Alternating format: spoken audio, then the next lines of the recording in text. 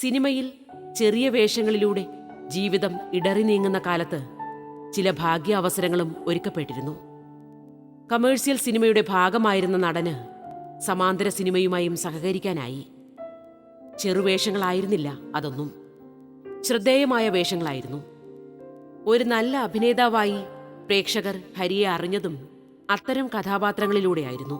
P A ബക്കറിൻ്റെ പടത്തിൽ അഭിനയിക്കുന്നു. 75-76 ഘട്ടങ്ങളിൽ മണിമുഴക്കം എന്ന് പറഞ്ഞൊരു ആർട്ട് ഫിലിമാണത്. ആ പടത്തിൽ ഞാൻ അഭിനയിച്ചു. എൻ്റെ അഭിനയ പാടവം ഞാനത് തെളിയിക്കുകയുണ്ടായി. അത് ഒരു ഇൻഫീരിയോറിറ്റി കോംപ്ലക്സ് ഉള്ള ഒരു ചെറുപ്പക്കാരൻ്റെ ക്യാരക്ടറായിരുന്നു. അത് ആ മുറിപ്പാടുകൾ എന്ന് സാറാ തോമസിൻ്റെ നോവൽ. ആ നോവൽ പഠിച്ചു കഴിഞ്ഞപ്പോൾ എനിക്ക് മനസ്സിലായി അതൊരു മെലിഞ്ഞ് ഉള്ളൊരു കഥാപാത്രമാണ്, ഒരു അനാഥ ബാലനാണ് എന്നൊക്കെ മനസ്സിലാക്കി കഴിഞ്ഞപ്പോൾ എൻ്റെ ശരീരം തന്നെ ഞാൻ അതിനു വേണ്ടി മാറ്റിയെടുത്തു. ആ പടം കഴിഞ്ഞതിന് ശേഷം എനിക്ക് കുറച്ച് പടങ്ങൾ കിട്ടി. പക്ഷേ ആ ടൈപ്പ് ഓഫ് റോൾസ് അല്ല കിട്ടിയെങ്കിലും പാഞ്ചജന്യം എന്ന പടത്തിനകത്തൊരു മെൻ്റലി റിട്ടാർഡ് ക്യാരക്ടർ ഞാൻ ചെയ്തു.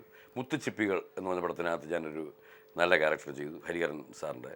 പിന്നെ അതേപോലെ യക്ഷിപ്പാറു എന്ന് പറഞ്ഞിട്ട് രാജശേഖരൻ്റെ പടത്തിൽ ഞാൻ ഒരു നല്ല വേഷം ചെയ്തു. ഇങ്ങനെ കുറേ പടങ്ങൾ ഞാൻ മദ്രാസിൽ തിരിച്ചു പോയിട്ട് അഭിനയിക്കാനുള്ള അവസരം എനിക്ക്. കൽക്കി എന്ന് പറഞ്ഞ് മലയാറ്റ രാമകൃഷ്ണൻ്റെ പടത്തിനകത്ത് നായകനായിട്ട് ഞാൻ ബുക്ക് ചെയ്യുന്നു.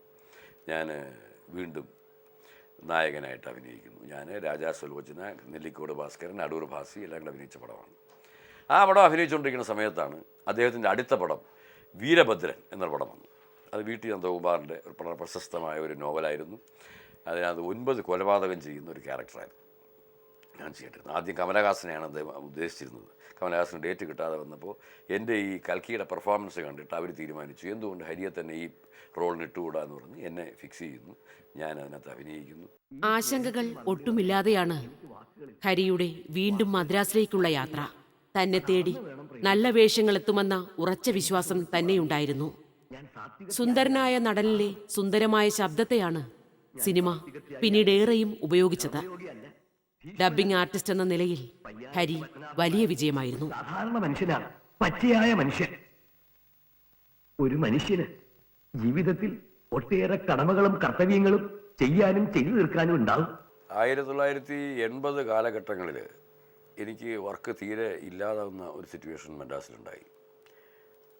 അപ്പോൾ തിരിച്ച് നാടകരംഗത്തേക്ക് തന്നെ വരാം, സാമ്പത്തികമായ നേട്ടമൊക്കെ ഉണ്ടാകും എന്നുള്ളൊരു നിലയിലേക്ക് ഇരിക്കുന്ന സമയത്താണ് നമ്മുടെ അടൂർ ഭാസിയുടെ ചേട്ടൻ ചന്ദ്രാജി ചേട്ടൻ എന്നെ വിളിച്ചിട്ട് പറഞ്ഞു, ഹരിക്ക് നല്ലൊരു ശബ്ദമുണ്ടല്ലോ, എന്തുകൊണ്ട് ഹരിക്ക് ഈ ശബ്ദം കൊടുത്ത് ജീവിച്ചുകൂടാ എന്ന് ചോദിച്ചു. അങ്ങനെ ഞാൻ കൂടിയാട്ടം എന്ന് പറഞ്ഞ ഒരു ഡോക്യുമെൻ്ററിക്ക് അസീസിൻ്റെ അതിന് നാഷണൽ അവാർഡ് കിട്ടുകയുണ്ടായി. പടത്തിന് അതിനകത്തൊരു കമൻട്രി ഞാനാണ് പറഞ്ഞത്. അപ്പോൾ എൻ്റെ ശബ്ദം കൊള്ളാം എന്നവർ തീരുമാനിച്ചു. അവിടുന്ന് ഞാൻ ചട്ടമ്പി കൃഷ്ണൻ എന്ന് പറഞ്ഞൊരു പടത്തിനാണ്, ഒരു തെലുങ്ക് പടത്തിനാണ് ആദ്യം ഡബ് ചെയ്യുന്നത്. അപ്പോൾ തെറ്റില്ലാത്ത പ്രതിഫലമൊക്കെ കിട്ടിയപ്പോൾ, നാടകത്തെക്കാളുപരി തെറ്റില്ലാത്തൊരു പ്രതിഫലം കിട്ടിയപ്പോൾ എന്തുകൊണ്ട് ഈ രംഗത്ത് നിന്നുകൂടാ എന്ന് എനിക്കൊരു തോന്നലുണ്ടായി. ഞാനവിടെ വീണ്ടും പിടിച്ചു നിൽക്കാൻ നോക്കി. ഈ ചട്ടമ്പി കൃഷ്ണൻ കഴിഞ്ഞതിന് ശേഷം അടുത്ത പടം ഞാൻ ചെയ്തത് ഐ ലവ് യു എന്ന് പറഞ്ഞൊരു പടമാണ്, അഭയദേവ് സാറിൻ്റെ. അതിൽ ഞാൻ നായകനാണ് ചെയ്തത് ചിരഞ്ജീവിക്ക്. തുടർന്ന് ചിരഞ്ജീവിക്ക് 60 പടം വരെ ഞാൻ ചെയ്തു. പിന്നെ ഞാൻ ഡബ്ബിങ്ങിൻ്റെ ഒരു രംഗത്തേക്ക് ഒരു രാജാവിനെ പോലെ ജീവിക്കുകയായിരുന്നു. അങ്ങനെ ഏകദേശം 1000-ഓളം പടങ്ങൾക്ക് മുകളിൽ എനിക്ക് ശബ്ദം കൊടുക്കാനുള്ള അവസരമുണ്ടായി. ഡബ്ബിംഗ് പടം മാത്രം ഒരു 300 പടത്തിന് മുകളിൽ ഞാൻ കൊടുത്തിട്ടുണ്ട്. അത് വേറെ ആരും ചെയ്തിട്ടില്ല. അപ്പോൾ അതിന് അവസരം ഉണ്ടായി. ഇപ്പോഴും ഞാനത് ചെയ്തുകൊണ്ടിരിക്കുകയാണ്. അത് എനിക്കൊരു വലിയ ഗുണമുണ്ടായി. പക്ഷേ ഇതെനിക്ക് കിട്ടിയ അനുഭവം നാടകരംഗത്ത് കിട്ടിയ അനുഭവമാണ്. അപ്പോൾ പലതരത്തിൽ ശബ്ദം ഞാൻ ബേസായിട്ടും ബേസ് അല്ലാതെയും കാർട്ടൂണും ഇതൊക്കെ ചെയ്യാൻ വന്നപ്പോൾ ആരും മിമിക്രി അല്ല, എന്തോ എനിക്കപ്പോൾ തോന്നും അത് ഞാൻ ചെയ്യാറുണ്ട്. അങ്ങനെ ഒരുപാട് പടങ്ങൾ എനിക്ക് ചെയ്യാനുള്ള അവസരം ഉണ്ടായി. ഡബ്ബിംഗ് പ്രൊഫഷനിൽ വന്നു, അതിൽ ഇതായിട്ട് വന്നു. എനിക്ക് അതിന് അവാർഡൊന്നും കിട്ടിയിട്ടില്ല, എനിക്ക് അവാർഡ് വേണമെന്നുമില്ല. കഥാനായകനിലെ ആ കഥാപാത്രത്തിന് തീർച്ചയായിട്ടും കിട്ടുന്ന പലരും എന്നോട് പറഞ്ഞതാണ്. കലാമണ്ഡലം കേശവന് കൊടുത്ത ആ വോയിസിന് കിട്ടുന്നൊക്കെ പറഞ്ഞു. മതി, മാപ്പ് ശകുണ്ണി, മാപ്പ്. എനിക്ക് രാമനാഥനെ കാണണം, എന്റെ കുഞ്ഞിനെ എനിക്ക് മതിവരോളം കാണണം. എന്റെ മകൻ എവിടെ ശകുണ്ണി? ഒരു ഡെഡിക്കേഷനായിട്ടാണ് കരുതിയിട്ടുള്ളത്. എൻ്റെ കുഞ്ഞുനാൾ മുതൽ ഞാൻ രംഗത്ത് വന്നതുകൊണ്ട് സാമ്പത്തികമായി ഇതിൽ നേട്ടമുണ്ടാക്കി ഇതിൽ നിന്ന് പിന്നെ പണക്കാരനാകണമെന്നോ അല്ലെങ്കിൽ പലതും നേടിയെടുക്കണമെന്നോ ഞാൻ ആഗ്രഹിച്ചില്ല. എന്തെങ്കിലും ഇതിനു വേണ്ടി ചെയ്യണമെന്ന് ആഗ്രഹിച്ചു. അതിൻ്റെ പേരിലാണ് ഞാൻ മദ്രാസിൽ സ്റ്റുഡിയോ പോലും ഉണ്ടാക്കിയത്.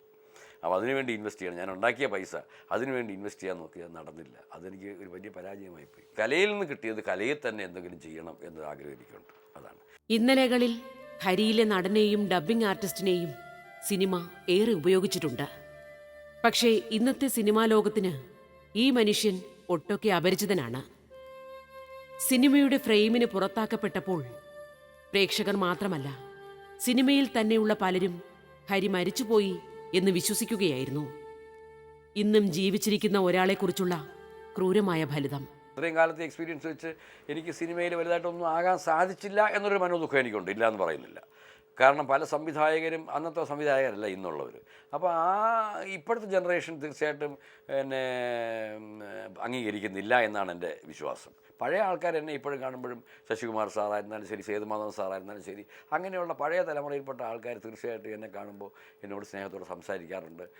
എൻ്റെ കുശലാന്വേഷണങ്ങൾ എന്നോട് ചോദിക്കാറുണ്ട്. അതൊക്കെ ഉണ്ട്. തീർച്ചയായിട്ടും അത് എനിക്ക് മറക്കാനൊക്കെ. അപ്പോൾ ഇന്നത്തെ ജനറേഷനെ തീർച്ചയായിട്ടും എന്നെ അംഗീകരിക്കുന്നില്ല എന്നുള്ളതിനകത്തൊരു ദുഃഖം എനിക്കുണ്ട്. ഇവിടെ ഈ വീട്ടിൽ ഹരി ചമയങ്ങളൊന്നുമില്ലാത്ത വെറും നാട്ടുംപുറത്തുകാരനാണ്. സ്നേഹത്തിന്റെ ഹാർമണി നിറയുന്ന ഈ വീട്ടിലെ ഗൃഹനാഥനുമാണ്. ഇനി ഞാൻ എൻ്റെ കുടുംബത്തെ പരിചയപ്പെടുത്താം. ഇതെൻ്റെ ഭാര്യ, ഇതെൻ്റെ മൂത്ത മകൻ, ഇതെൻ്റെ രണ്ടാമത്തെ മകൻ, ഇത് മൂത്ത മകൻ്റെ ഭാര്യ ശോഭ, രണ്ടാമത്തെ മകൻ്റെ ഭാര്യ രേഖ. അവർക്ക് 2 കുട്ടികൾ, ആദിത്യ, അനന്തകൃഷ്ണൻ. മൂത്ത മകൻ്റെ പേര് രാജീവ്, രണ്ടാമത്തെ മകൻ്റെ പേര് അനൂജ്. മൂത്ത മകൻ സുഖമില്ലാത്ത ആളാണ്, അവന് ജോലിയൊന്നുമില്ല. രണ്ടാമത്തെ മകൻ പെയിൻറ്ററാണ്. മൂത്ത മകൾക്ക് ഒരു ഫാർമസി കുട്ടികളിൽ ജോലിയുണ്ട്.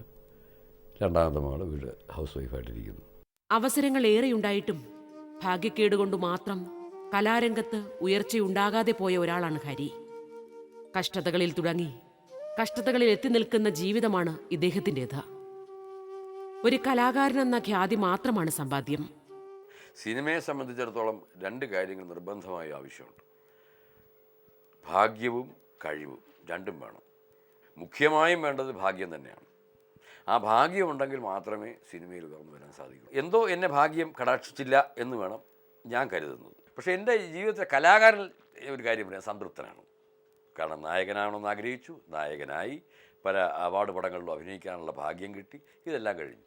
ഇനി ഞാൻ തുടരണോ വേണ്ടയോ എന്നുള്ളത് നിങ്ങളൊക്കെ തീരുമാനിക്കേണ്ട കാര്യമാണ്. എനിക്ക് അഭിനയിക്കാൻ സാധിക്കും, പിന്നെ ഡബ് ചെയ്യാൻ സാധിക്കും. എന്നെ ആവശ്യമുണ്ടെങ്കിൽ വിളിച്ചാൽ തീർച്ചയായിട്ടും ഞാൻ എല്ലാ രംഗത്തും വന്ന് പ്രവർത്തിക്കുവാൻ തയ്യാറാണ്.